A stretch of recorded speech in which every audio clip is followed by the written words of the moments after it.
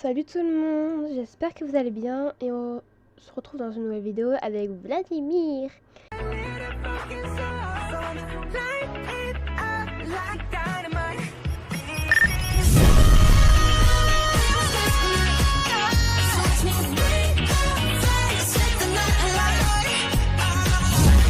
Je pense que je vais donner un surnom ou pas. Vladou. Non, je rigole, allez, on va retrouver avec Vladimir. Ah donc oui, alors on était à la fête. Une sensation brûlante, incontrôlable, envahit mon ventre avant de gagner mon buste. Mon estomac semblait rempli d'hélium, en même temps que mes pommes devenaient moites et mes gestes maladroits et fébriles. À voir le visage de Vladimir si près de moi, en me retournant, oui, je sentais mes joues me brûler et je me doutais que j'étais en train de rougir. Il leva la main et je sentais son gant contre ma joue. Dites-moi, vous ne feriez pas une rechute? Vous semblez brûlante. Oh la tête. Non, ne vous en faites pas, je vais très bien. Reprends-toi, bon sang, tu le vois tous les jours. Pourquoi est-ce que tu es aussi nerveuse? Alors, j'avais peur que vous ne veniez pas du tout. Je suis contente de vous voir. Je me demandais justement si vous comptiez faire une apparition. Je commence à savoir que vous appréciez le calme. Je ne pensais pas vous voir ici. Il paraît que vous n'êtes pas très fan de ce genre de soirée. Je dirais plus la première. Bon, c'est sorti tout seul. Pourvu que ça ne l'énerve pas ou qu'il se moque de moi. Oh, vraiment? Elle a l'air surpris. Bien sûr. Je sais que nos relations ne sont pas toujours au beau fixe. Mais ça me fait plaisir que vous soyez ici ce soir. Vu votre tempérament solitaire, je me disais que vous n'étiez pas adepte à ce type de soirée. Eh bien, c'est plaisant à entendre. Et votre remarque est pertinente, mais les soirées de Béliat ont leur avantage. Il est trop mignon. Que voulez-vous dire? Nous en parlerons plus tard. Vous avez laissé Aaron seul? Hein, c'est lui. Hein? Oui, il avait d'autres choses à faire, pourquoi? Il m'a semblé vous voir arriver avec lui. Oh, le jaloux! Est-ce que ce ne serait pas de la possessivité que j'entends de nouveau dans cette voix? J'ai croisé Aaron dans le couloir avant de descendre en effet. Nous sommes descendus l'un après l'autre. Vous étiez déjà présent? Je ne vous ai pas vu. Oui, j'étais déjà là. Depuis le lancement de la soirée en fait. T'es même pas venu me voir. Depuis le début. Je croyais que pourtant que vous ne veniez pas au fête de Béliat que sur leur fin. Que vous ne veniez au fête de Béliat que sur leur fin. Vous devez vous sentir un peu décalé, non? Et puis Béliat m'a dit que Vladimir ne venait jamais accompagné. Pourquoi donc venir si tôt? En temps normal, oui, mais j'avais une raison de venir tôt pour une fois. Je me sentais si légère que si en baissant les yeux, j'avais découvert que mes pieds ne touchaient plus le sol, je n'aurais pas été surprise. Peut-être étais-je en train de me faire des films, pardon, d'inventer n'importe quoi. Mais à la manière dont Vladimir me regardait, j'espérais tout au fond de moi que je n'avais pas tort d'imaginer que peut-être cette fameuse raison me concernait directement. Ah hey. C'est alors que je vis un invité de la soirée s'approcher de nous. Et nous observer l'un après l'autre, le sourire aux lèvres. Il semblait plutôt sympathique, et je lui souris en retour, tandis que Vladimir retrouvait un visage de marbre. Oh non! Salut tout le monde! On reprend. Donc on était avec Vladimir à la fête. Ah oui, ok, un mec qui vient de parler, qu'est-ce qu'il veut lui, hein? Bonsoir, vous devez excuser moi, mais votre robe est très jolie. Et c'est agréable de voir de nouvelles têtes. Je peux vous demander votre nom? Ah, enfin un compliment. S'inspirera peut-être Vladimir? Bah, ça va. Il n'a fait aucun commentaire sur ma tenue. Ah, c'est vrai ça. Bien sûr, je m'appelle Anaïs, je suis nouvelle en ville. Si on veut. Vous avez été invité par Béliat? Oui, et je pensais connaître tous les habitudes de son cercle. C'est une agréable surprise de rencontrer de nouvelles têtes. Je vois. Je vois Vladimir commencer à se crisper. Il est jaloux. Il doit être agacé que ce garçon ne se présente même pas. Ouais, c'est vrai ça. Ou ne lui adresse pas la parole. Il est très à cheval sur la politesse. Vous connaissez peut-être mon ami Vladimir? Nous ne savons pas votre nom par ailleurs. Je ne sais pas si j'ai bien fait de le présenter, mais voilà qui est fait. Je m'appelle Karl. Eh ben Karl, c'est un nom de merde. Non, désolé pour tous les Karl, mais en fait c'est juste le mec, voilà. J'aime pas, déjà. Et excusez-moi, Vladimir, je ne savais pas par où commencer. Mais vous savez que ce n'était pas une soirée costumée ce soir, n'est-ce pas? Oh le chien! Oh, et tu touches pas mon Vladimir, je vais t'enculer. Salut tout le monde! J'espère que vous allez bien. Du coup, bah oui, ça s'est accumulé, mais c'est pas mal ça. Parce que la dernière fois, en fait, j'avais pas fini. Donc... oui, je dis là, il n'y a pas de bruit. Donc, si je me souviens bien, cet enculé là de... je sais plus quoi son nom, je crois qu'il s'appelle K. A mal parlé à notre Vladimir, donc on va l'envoyer bouler. Alors, non, mais ça va, oui. Pour qui il se prend? Vladimir a l'habitude de s'habiller ainsi. Pourquoi est-ce que ça vous dérange? Non, mais c'est pas possible d'être aussi grossier. Ouais, j'avoue. J'ai évité de vous faire une remarque sur la tache de vin qui orne le revers de votre t-shirt. Vous pourriez peut-être garder les vôtres, Karl. Quoi? Ah mince, c'est vrai, je n'avais pas vu. Mais si je vous ai vexé, en tout cas, j'en suis désolée.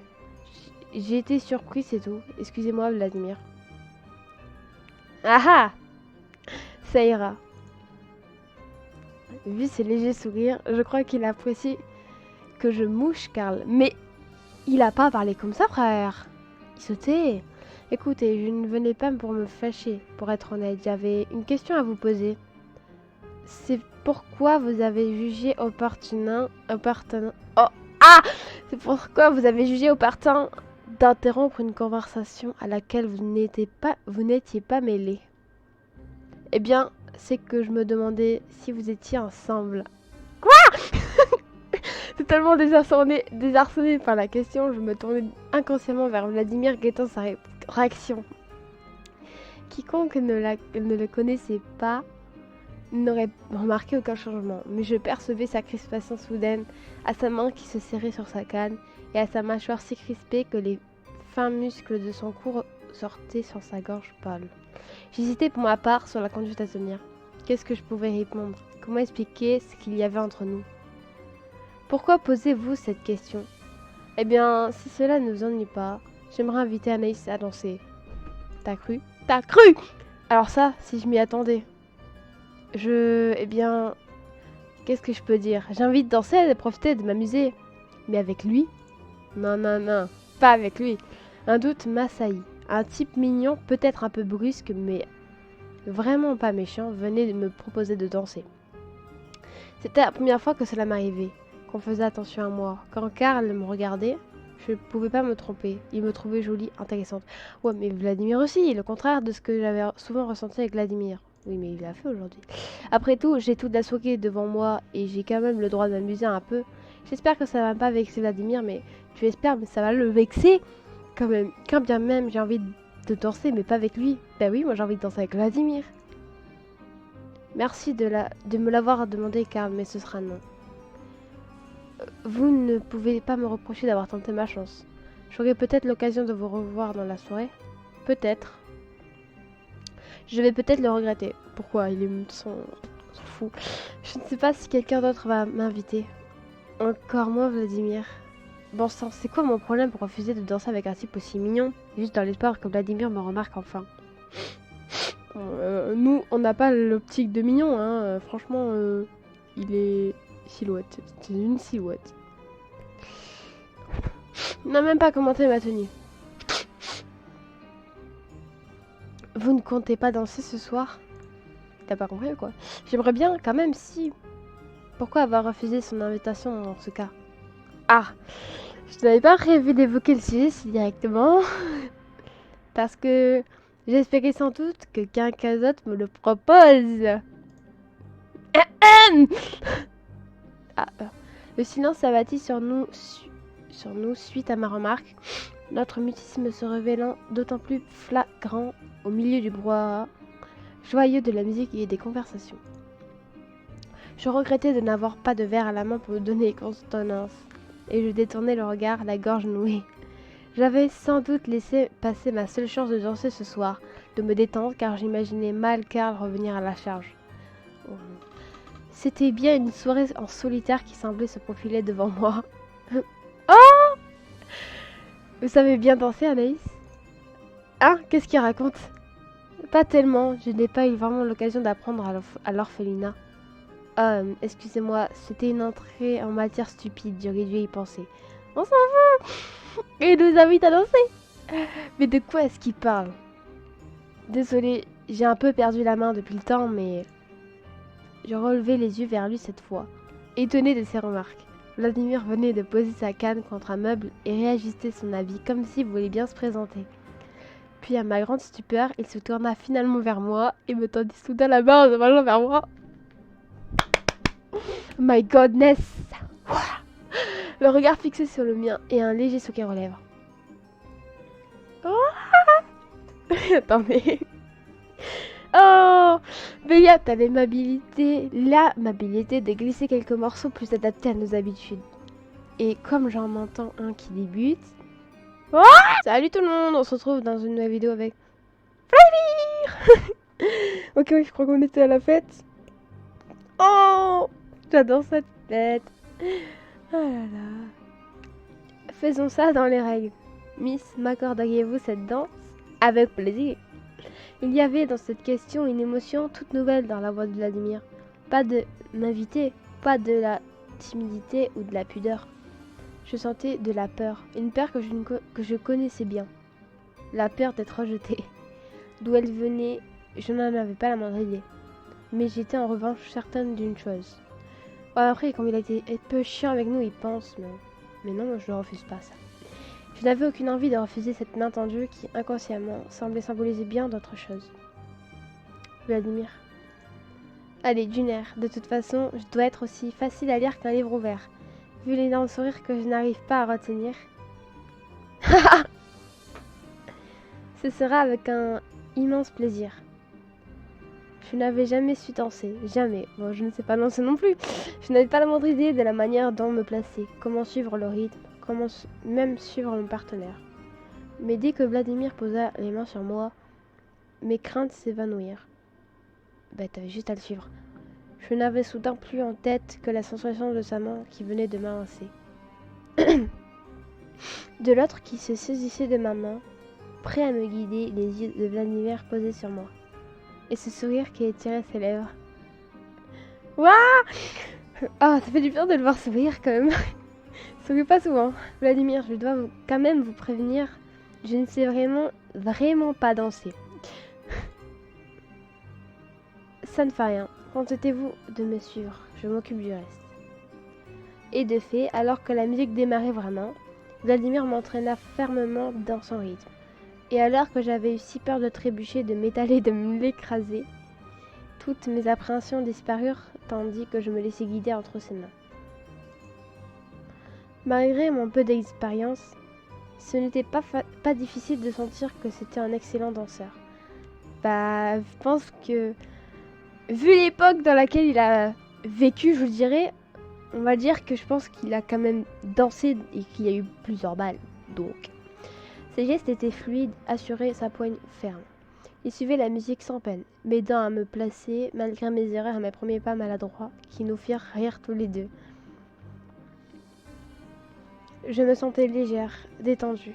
Nous glissions avec aisance au milieu des autres danseurs, accrochés au regard l'un de l'autre, concentrés sur les mouvements de l'autre. Je n'avais jamais connu une telle intimité avec un homme. Et soudain, la crainte de ne pas lui plaire se ficha dans mon esprit comme un météore.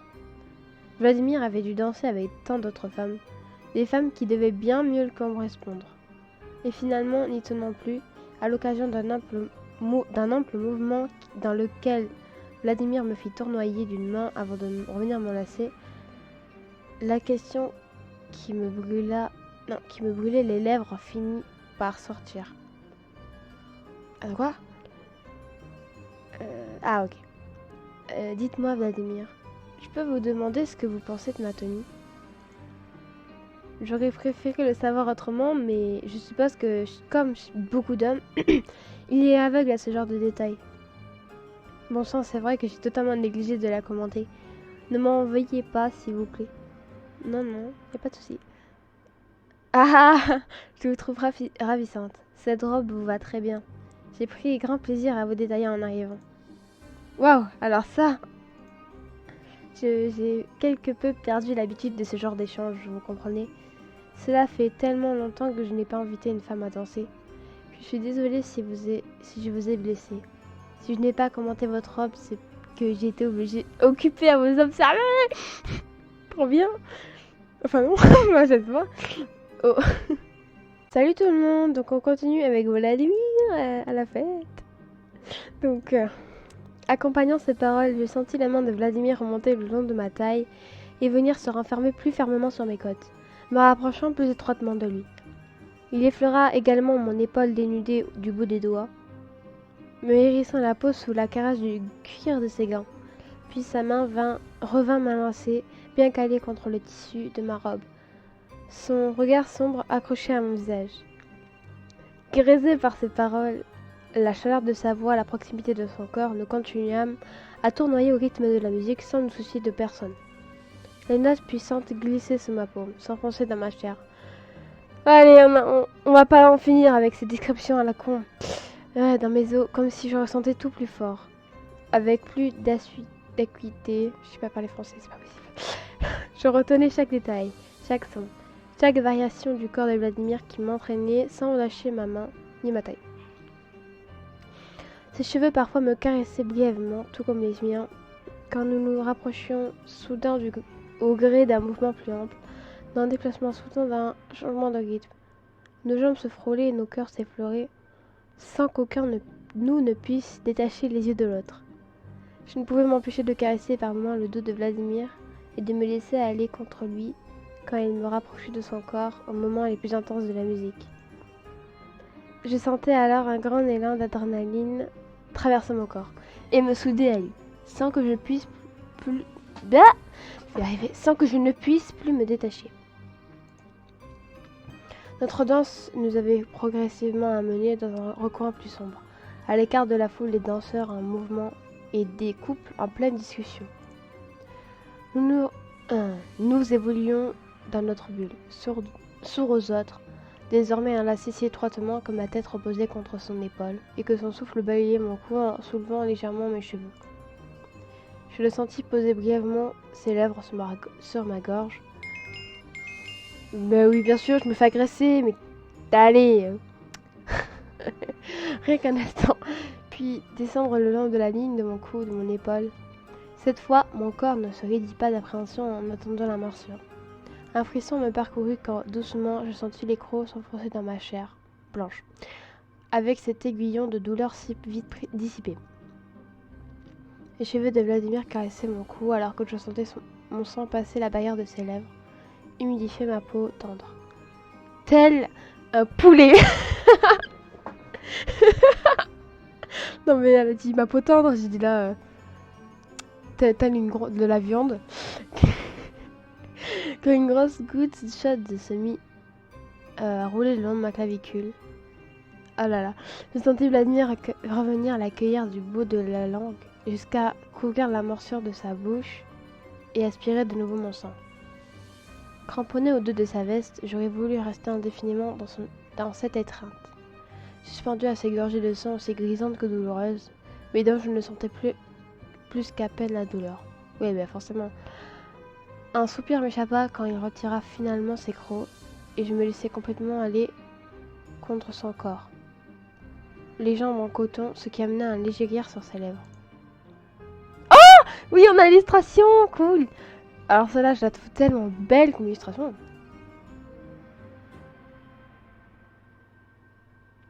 Magnifique. Et ça va aller? Oui. C'était agréable. Ça n'a jamais été aussi agréable avant. Comme si quelque chose avait changé. Mais et si quelqu'un nous a vus? Je jetai un regard anxieux autour de nous pour vérifier si nous avions été discrets. Ah, mais j'ai senti mon sang geler dans mes veines quand, en balayant la foule du regard, je surpris alors le regard d'une invitée fixé droit sur moi.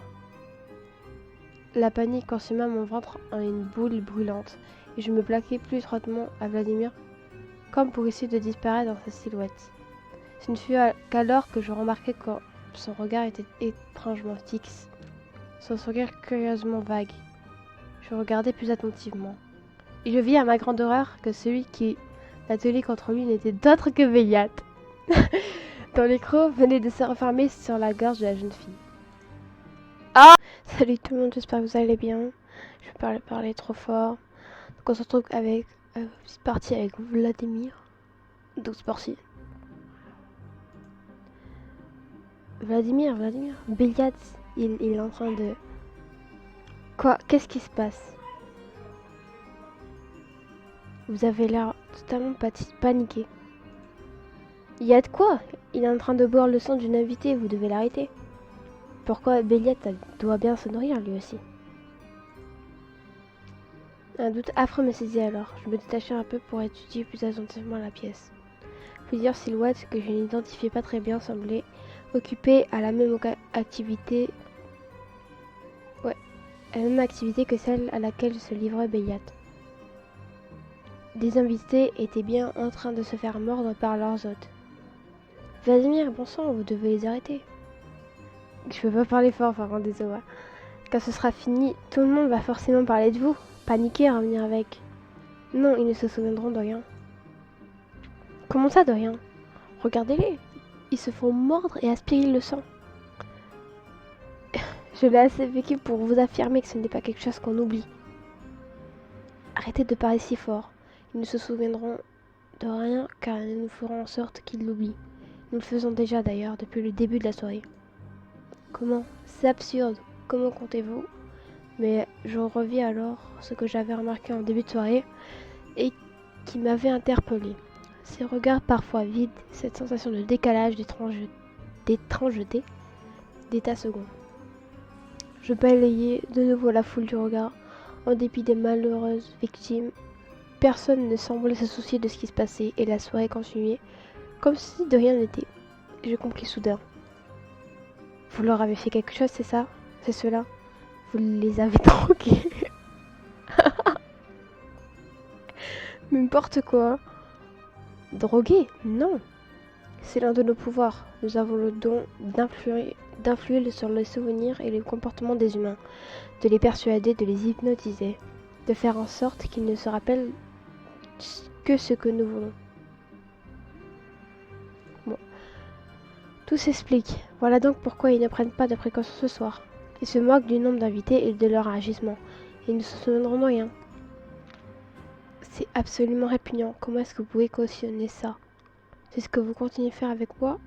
Le soir où je suis arrivé au manoir? Vladimir, bon sang, regardez autour de vous, je vous connais assez maintenant pour savoir que vous n'aimez pas voir des gens souffrir. Ouais, je vais mettre la paix. Hypnotiser, boire mon sang, puis me remettre dehors. C'est pour cela que vous étiez si aimable. Je connais ce regard fermé. C'est celui c'est celui qui l'a pris quand il est pris en défaut. Est-ce qu'il va essayer de mentir? C'était notre but en effet. Oh putain. Et si nous devions le refaire, nous le ferions encore. C'est charmant. Je me demande bien pourquoi vous avez besoin de moi alors. Si vous avez à votre disposition tant de victimes potentielles.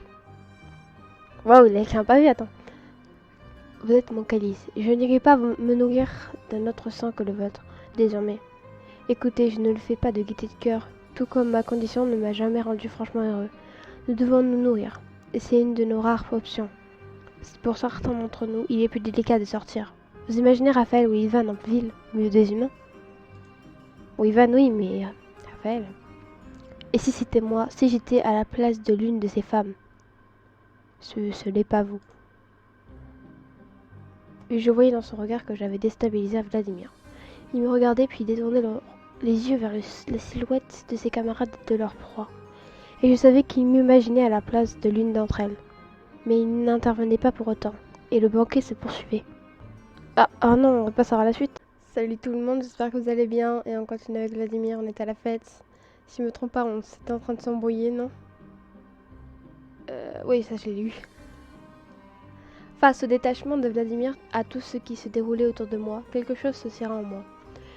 Une immense boule de colère se mit à grandir, à prendre toute la place. L'hélium s'était évaporé. C'était une pierre brûlante et dure qui me contractait à présent l'estomac. Je repoussai alors Vladimir à 2 mains. Sa présence me brûlait, m'écœurait soudain. Le contraste entre ce que je venais de vivre, de ressentir, et cette scène macabre me donnait des hauts le cœur. Je ne savais plus où j'en étais, ce que j'étais. Les marques sur mon épaule me désignaient dans le camp des victimes, des proies, et pourtant je marchais au sein des prédateurs. Je tournais les talons et jouant des coudes, basculais vigoureusement les invités pour m'échapper de cette pièce menaçante. Sourd cri de Vladimir qui me rappelait. Ah ouais, on va dire qu'il a vexé. Oh non, ici aussi ils sont en train de... À qui appartient cette silhouette là-bas? Est-ce qu'il est en train de... Oh mon dieu, je crois que c'est Ethan. Et vu comment il tient cette jeune femme, il est en train de... Je ne peux plus voir ça. J'ai besoin de calme, de réfléchir. Mais où aller? Tout le rez-de-chaussée est occupé pour la soirée. Certains doivent être montés à l'étage. Et si je vais me cacher dans ma chambre, ils me prendront tous pour une petite fille apeurée. Mais oui, il reste la cuisine. Personne n'y va jamais. Et il y a ce cellier que j'ai vu l'autre fois. Je serai tranquille, allons-y. Enfin du calme. Je n'en reviens pas. Toute cette organisation, toute cette soirée n'était qu'une préparation à un gigantesque banquet. Comme il dit, il faut bien qu'elle se nourrisse, moi. Pardon. Et j'y ai participé. Et pas du bon côté de la barrière. Mais même de la cuisine, la rumeur de la fête me parvenait et les images que j'avais surprises me soulevèrent de nouveau l'estomac.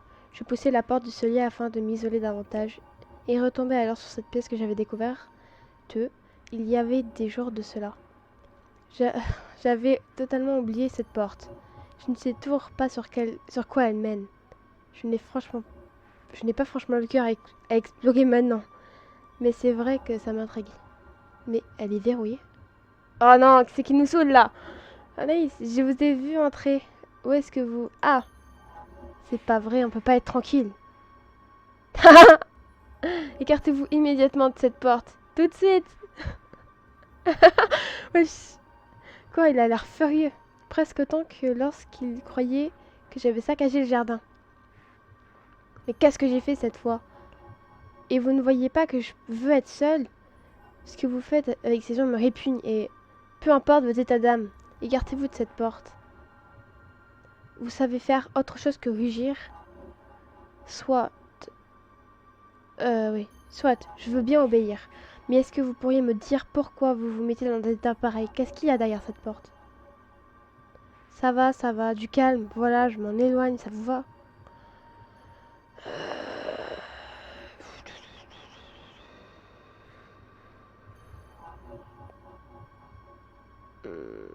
J'ai envie de dire ça quand même. On est curieux et on se demande qu'est-ce qu'il y a derrière cette porte.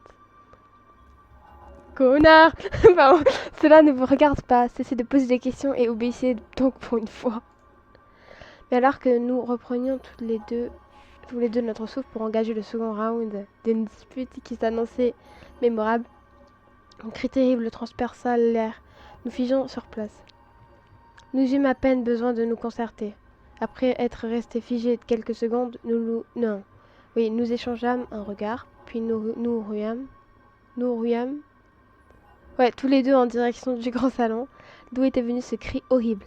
Que s'était-il passé? Une morsure avait-elle mal tourné? Haha. Alors là, je fous la faute dans la gueule. Personne n'a l'air paniqué pourtant. Si nous avons entendu ce cri... Si nous avons entendu ce cri si non mais, c'est distinctement ici. ça devait être horrible. Béliat, Ethan, qu'est-ce qui s'est passé? Où êtes-vous?